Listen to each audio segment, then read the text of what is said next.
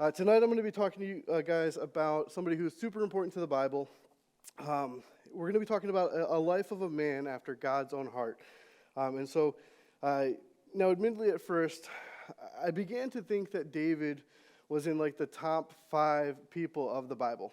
But then I started to list them out, and I said, okay, well, the Trinity, that would be number 1. I can combine actually 3 into 1 on that and take one spot. And then I was like, okay, well, Adam is really important, right? And I was like, well, without, Eve as well, humanity doesn't exist. And then I was like, then we have Paul and the 12 apostles, and I was like, but we can take away one, but I was like, well, still, David, maybe he's in the top 30. I was like, okay, David in the top 30, that sounds good. And so one of the things about David is that he's attributed to many of the Psalms. He's also, if you read through like Kings, Chronicles, Samuel, you get a lot of understanding about King David's life. And so he's actually even mentioned in the prophets, particularly Isaiah, as being the head of the family line in which Jesus would be born. And so maybe you've heard about him a few times, maybe not. If you haven't heard about him, you're in for the story of a lifetime here. But the story doesn't begin in the way that you might expect. You see, I'm going to go back to even before King David. Israel is under the rule of King Saul. And Saul he's really disobedient against God. He has the attitude of any 2-year-old. You tell him to do something, and he decides to do what he wants to do anyways. In fact, God gave Saul this mission of wiping out the Amalekites, right?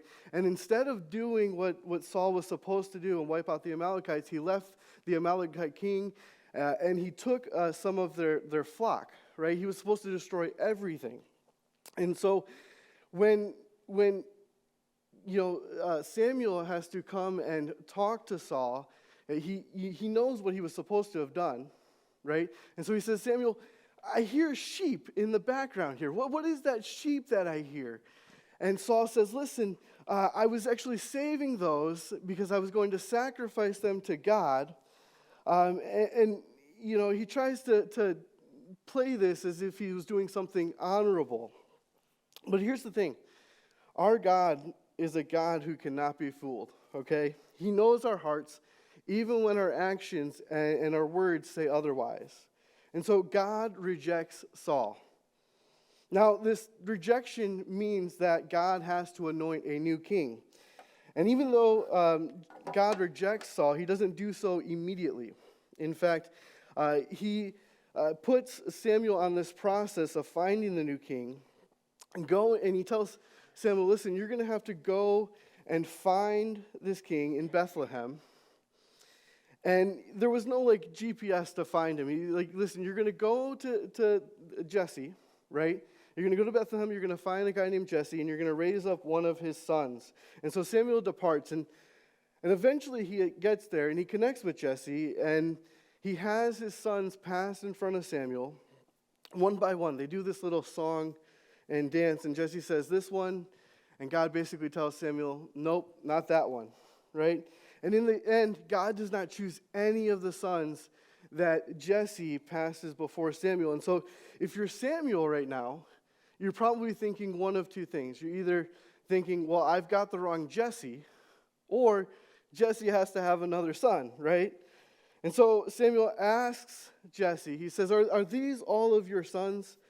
And Jesse basically says, listen, I have a younger son. He's not here right now. He's out in the field. In fact, he's not really much of a king type.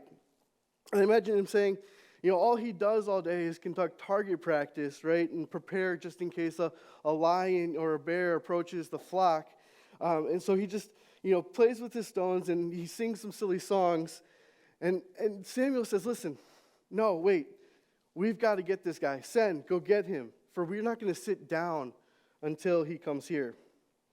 And so when David gets there, he passes before Samuel, and wouldn't you know, the silly song singing, stone slinging shepherd from Bethlehem is exactly whom God calls to be their new king. And so one of the things that we can learn from David's story in just the beginning is that God uses those whom the world rejects. I know Pastor Seth had said a couple weeks ago, he said, if the world thinks it's wrong, then it's probably right, right? Here's what it says in 1 Samuel 16:7. It says, "For the Lord sees not as man sees. Man looks at the outward appearance, but the Lord looks on the heart." You see, God is not looking for the physical qualities that we look for in people to do His will, right? Maybe you feel too old. There was a lady here. She was 98. We were talking about last week. What was her name? You guys remember? Vicky. Okay. She still has the power, it felt like, to come to church and to be engaged and be here, right? Or maybe you feel like you're too young. Maybe you feel like this is too early for you. That doesn't matter. Or maybe you have like a physical disablement or something that's keeping you from being able to do something. I want you guys to know this, that none of that matters. There's always something that you can do to expand God's kingdom. And so He's looking for people who have a heart on fire for God. He doesn't care about the excuses that you have to give. And you know why? Because when miracles begin to happen, right, these people aren't going to be able to boast on their own accord, right?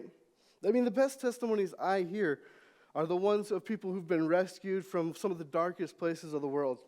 You know, they've been rejected by the world. Maybe they were involved in drugs or sex, or they were homeless and they were rejected by the world, but God took them out of these spots in their lives. And so many people on the outside, they just reject them. But when God takes these people and He rescues them and He redeems them and He brings them into a relationship with Him, those testimonies, they warm my heart. I don't know about you guys. You see, they show that God doesn't care about the external, right? He cares about the internal. Now, the next time that we find David, he's been brought into being a servant of King Saul. In fact, he has the very valuable mission of playing the lyre every time a harmful spirit enters the king. Now, some people theorize this as being depression, right? Some people theorize this as actually being a demon. For me, it doesn't matter either way, right? What is important here, what's clear, is that music brings a healing to Saul's soul. I mean, think about it, right? I mean, she was playing Caleb right when we were walking in. You know, worship music has a way of helping you recenter your life on God. And so when David wasn't playing music, he was bearing King Saul's armor. He was tending to his father's sheep, and he was even running food out to his brothers who were a part of King Saul's army. Talk about a guy who was wearing many hats. And in fact, he was really young, right? But he was just filled with energy. He was filled with determination, and mostly he was filled with God, right? He was filled with a heart towards God. Now, every spring, the kings would get together and they would go to war against each other.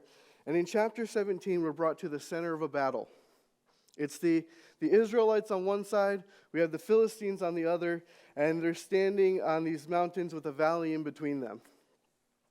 And for 40 days, right, the Philistines were taunting the Israelites. Particularly, there was this 9-foot-tall skyscraper of a man named Goliath. You've probably heard about him, maybe not. But he would come out of his tent, he would yell at the Israelites. He would say, "Why have you come out to draw up for battle? Am I not a Philistine? And are you not servants of Saul? Choose a man for yourself and let him come down to me. If he's able to fight with me and kill me, then we will be your servants. But if I prevail against him and kill him, then you shall be our servants and serve us." And so every day he's coming down. He's trying to find somebody who can muster up enough courage to take him on in this one-on-one battle. It's a winner-takes-all scenario, right? We win, you become our servants. You win, we become yours. And the Israelites, they're terrified. You see, all these guys who are trained for battle, right? None of them is willing to take on Goliath. And it wasn't because there was nothing in it for them, right? In fact, there were rewards for slaying Goliath. It says that the king will enrich the man who kills him with great riches, and will give him his daughter, and make his father's house free in Israel. You see, King Saul, he's going to make a man rich, Now, I don't know if you guys know the slogan for American Express, right? But there's some things that money can't buy. For everything else, there's King Saul's coffers. No, it's American Express. Anyways, or maybe it's MasterCard. Anyway, but the point being here, the point being here is that there was money involved, right? The other thing is that he was able to become the king's son-in-law. He was going to get his daughter Michael's hand in marriage. And I don't know about you, but that had to come with some royal benefits, right? But most importantly, it said it would make his father's house free in Israel. Now, this wasn't like free like we think about free, okay? What this meant is that they were going to exempt that family from having to pay taxes. Now, I don't know about you, but talk about a reward if I've ever heard one, right? And yet with all these rewards, they're caught at this standstill. And they've been there so long that Jesse has to send David in to bring his brother some food. You see, there was no MREs back in the day. I was in the military for a few years, and we would get those MREs, but there was nothing like that. Your food came from your family. And so David visits his brothers in battle. And here's the thing. David is confident. He's confident about his calling from God. And so he says, "For who is this uncircumcised Philistine that he should defy the armies of the living God?" You see, David hears about this. He sees what's going on. He says, "What are you guys worried about?" Right? Our God, he's amazing. And here's the thing. God has given each one of us a task, right? I don't know what your task is. Maybe you feel like there's a giant standing in your path. I want you to know, don't chicken out like the soldiers, right? If you have a heart on fire for God, if you're looking for a sign to do something big for Jesus, I want you to feel comfortable to take that leap, right? Don't be worried about what might happen, because who in this world can overcome the living God? And so, if God's putting on your heart, don't resist. Know that God is walking with you in this journey, and he will help you approach these giants with confidence. And so David makes his decision, and he goes and tells Saul. He says, "Your servant used to keep sheep for his father. And when there came a lion or a bear, and he took from a lamb from the flock, I went after him and struck him and delivered it out of his mouth. And if he arose against me, I caught him by his beard and struck him and killed him. Your servant has struck down both lions and bears, and this uncircumcised Philistine shall be like one of them, for he has defied the armies of the living God." Now here's the thing. David is uniquely equipped for this moment, right? All that sitting in the field, defending the sheep, allowed him to perfect the skill of stone throwing. And God uniquely equips each one of us, right? He gives each one of us talents. He allows us to master these skills. And so he's preparing us for the missions that he's going to give us in life. And so he tells Saul, and Saul tells him, "Listen, fine, that's great. You know what? If you want to go risk your life and you want to go try to fight this giant, you don't have any real soldier experience, but if you want to go do it, fine. But you're going to need some armor." And so David puts on King Saul's armor that had been given to him, but David has to reject it. David says, "Listen, this doesn't fit me." Well, of course it didn't fit, right? Saul is said to be one of the tallest guys around, right? It says he stood among the people. He was taller than any of the people from his shoulders upward, right? So even if David was an average height, he doesn't fit it. And so David tosses down the armor, he goes down to the creek, and he picks up 5 stones, and he heads off to fight the giant. Now I want you guys to know something. Don't try to wear somebody else's armor. Don't let people try to tell you what you need to be prepared in order to go do something. If you know what God has prepared you to do, just go do it. And so we all know how this story ends. Even if you've never heard about this story before, you can probably guess that the hero reigns victorious. And so he strikes Goliath dead, center in the head. and he kills him. And in a gruesome show of his achievement, he cuts off Goliath's head. And this is often a part that we actually leave out of the kids' story. So if it's new to you, we just didn't teach you growing up. But if you think that this part of the story is about David, then you've missed the point. Yes, David comes out victorious. Yes, David saves Israel. But it wasn't all on his own. Right? David rises to the level of a hero because his heart is after God. And God uniquely prepared him, and he aligned all the stars, so to speak. Right? But I want you to know, David's confidence in God is what allows him to do so fearlessly. But we have to be careful. Because just because God is with us and he uses us does not mean that we should become complacent. Right? Too many church leaders, too many people who are prominent in the church, too many Christians, just in general, have met their own destruction when they turned against God and they decided to do things their own way. Well, ask me how I know. Because our hero, David, our soon-to-be king, he falls into the same demise. You see, David leaves this battle with Goliath. He's feeling empowered, right? In fact, the women are singing and praising that he is higher than Saul. Here's what it says. It says, Saul has struck down thousands and David his tens of thousands. And Saul was not a happy camper about this, right? In fact, it infuriated him. And he spent much of the remainder of his life trying to kill David instead of being thankful that David had saved him from being a servant to the Philistines. You see, pride has a way of fogging up our ability to see God's blessings in our lives. And so through a long chain of events, Saul eventually he commits Amalekite-assisted suicide on a spear, and King David is appointed king over Israel. And David's life has certainly changed from that silly song-singing, stone-slinging shepherd in Bethlehem. He's now a confident, courageous, compassionate, crowned king. But boy, did he have some flaws. You see, as was common for kings in the day, or really any time in history, King David had acquired a lot of things. In fact, what's interesting is that Israel was supposed to have a king that was different from the other nations.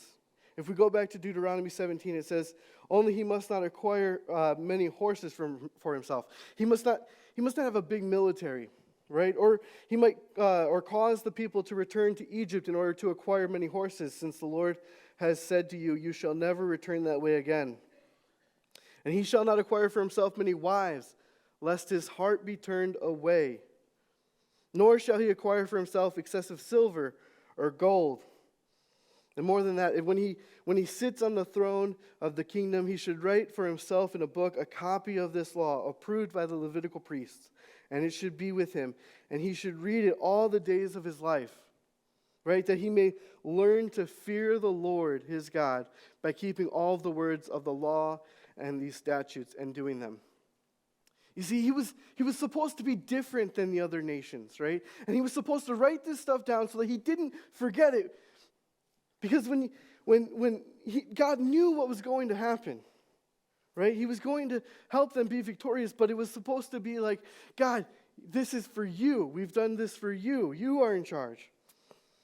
And yet amongst the things that were acquired were the strong military, the riches, and a harem of women from all different places. And so you could probably say that David had an addiction. Why? Because no matter how many women he had, it still wasn't enough for him. What I find really interesting is that David is considered to be a man after God's own heart, and yet in Deuteronomy it says, he shall not acquire for himself many wives, lest his heart be turned away. You see, all the other things in that section, they're tangible items. If you're not careful, you could begin to chase after them, and a lot of people do. But a spouse, right, they can be an active source of pulling away from God if you're not careful, right? This is why we're told not to marry with other religions. And behind God, listen, there's only one person who's been a close second to God and in a sway of my life, right? And that's my wife. I mean, at least as close as you can to being second to the supreme being of the world. But the reason why is because she's the one person, and I'm sure your spouses are the one people who've had that kind of consistency throughout your life. A lot of people come and go, but your spouse is there for a long time. So it's important, right, that we're good spouses to each other. And so Israel's king was supposed to look different, and he was supposed to want to have a relationship with God instead of having a relationship with the things. Because things pull us away from that relationship with God, and yet many people struggle with this. It's all too familiar with some people today. No matter how much money or power or anything else, they're still left unsatisfied. What's scary is that men and women after God's own heart can be caught up in this as well. We all need to be careful that we don't let the sinful desires get in between our relationship with God. Even if you think you have a heart towards God, you've got to make sure to guard that heart. Now, for me, for a long time, I personally struggled with coveting and discouragement. Moving back to Michigan was an initial struggle for me because of what I left behind in Florida, right? The deceiver, Satan, he has a way of targeting God's people, and he said, Chris, listen, you could have had all of that, right? You were on the path to have more money than you knew what to do with. And the problem is that I almost believed him, right? That's the scary part. So if you feel like God or like you're being challenged spiritually, know that the devil is trying to get you. And don't be caught with your pants around your ankles. And the reason I say it just like that, because that's exactly what David does.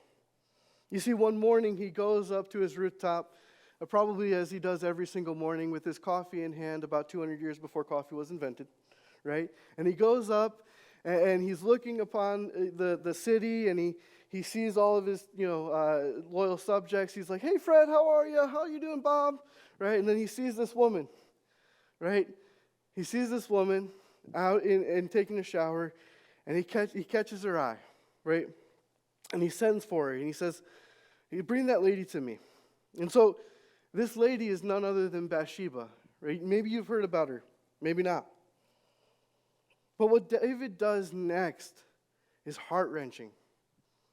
David destroys a marriage. He does the unthinkable with another man's wife. And it breaks my heart just saying it, because David is a man after God's own heart. How does a man after God's own heart sin so egregiously against the sacred institution of marriage in which God uses to show his love to us? I mean, we talked about marriage on Sunday, right? And how people see our marriages and they see that's how a relationship with God should look. You see, a marriage between a husband and a wife is a bond like no other. And David cuts right into the marriage of Uriah and Bathsheba like it means nothing to him. It's painful. And to turn a bad situation into a terrible one, Bathsheba becomes pregnant.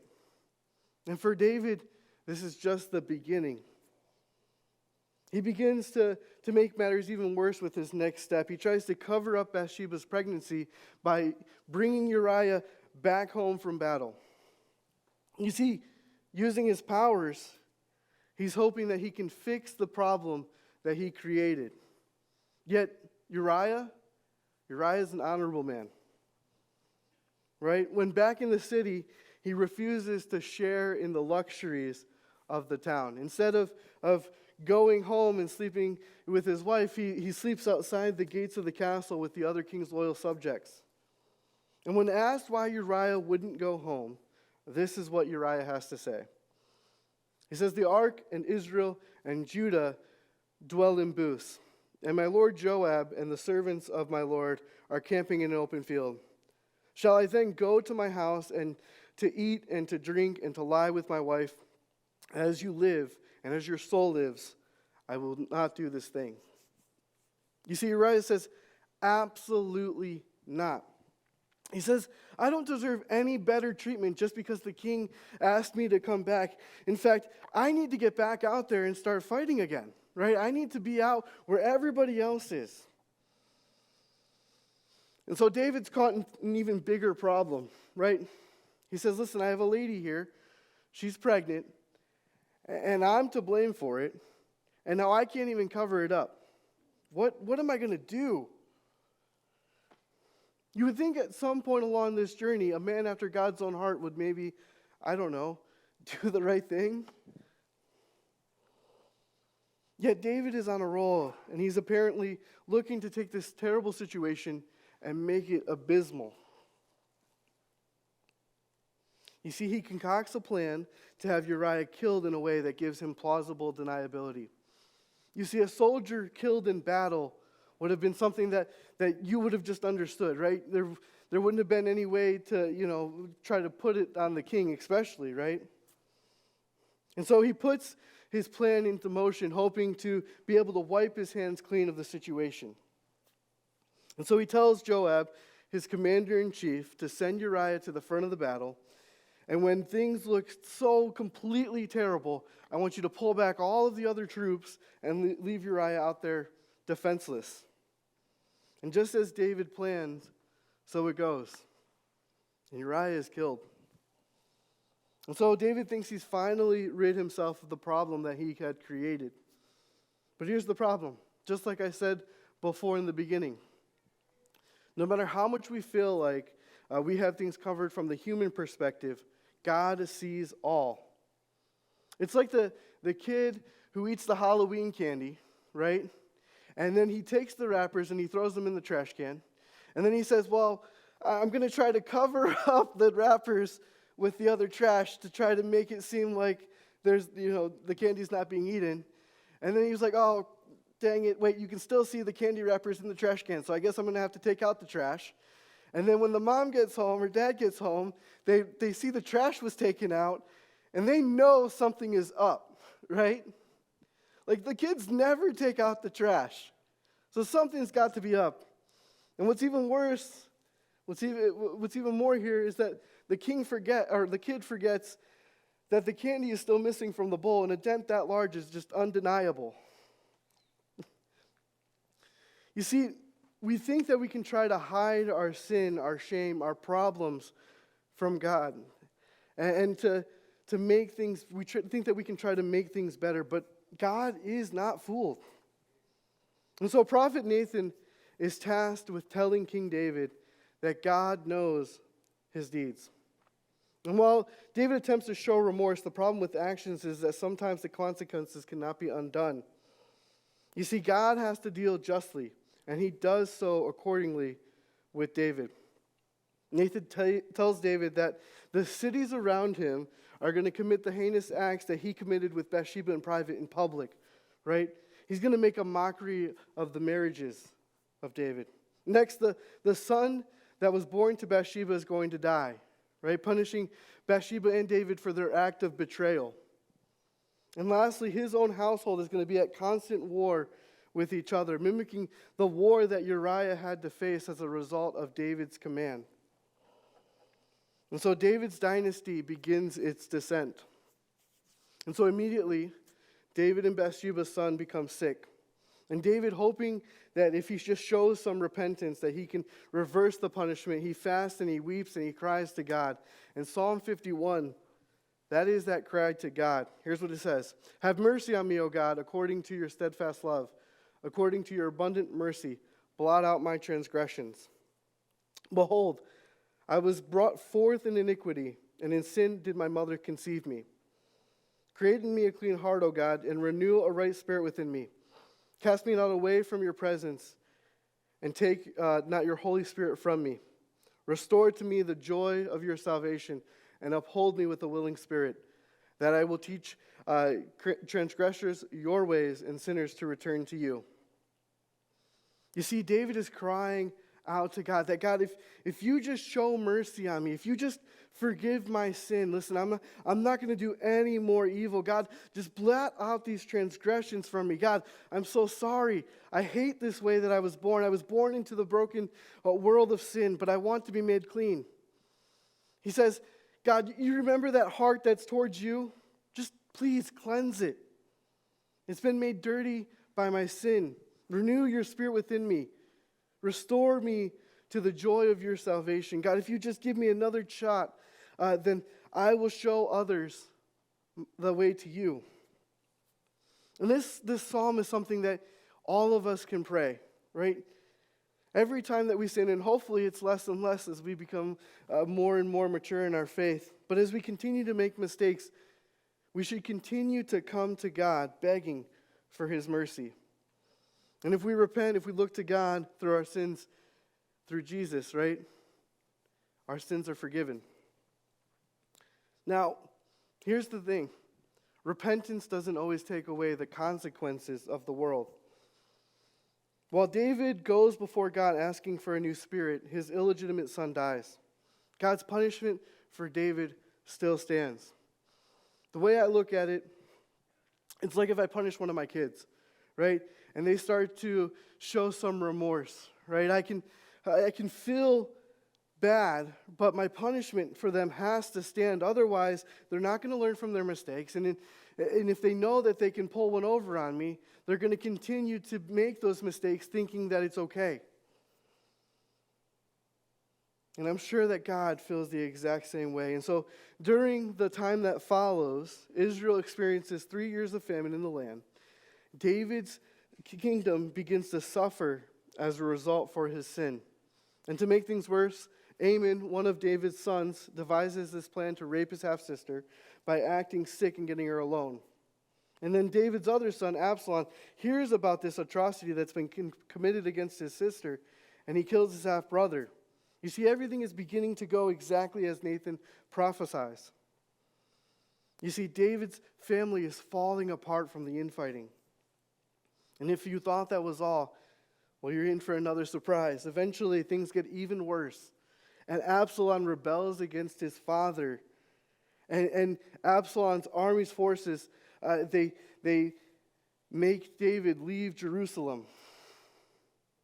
And a little while later, Absalom, he's riding away from a battle on a mule, and he gets clotheslined by a large branch, and the mule just keeps on running, and it hits him so hard that he dies. Now, for David, this should be a good thing, because his enemy has been killed, but it can't be. David can't rejoice, because this enemy is Absalom, his son. Now, at the end of David's rule, he's restored to king over Israel. He's not perfect, that much is true, but he wants to get back to God. And so he begins to build a temple, but he's told that it's not going to be him who builds that temple, right? It's going to be his son Solomon who builds that temple. And can you guess who the mother of Solomon is? Bathsheba.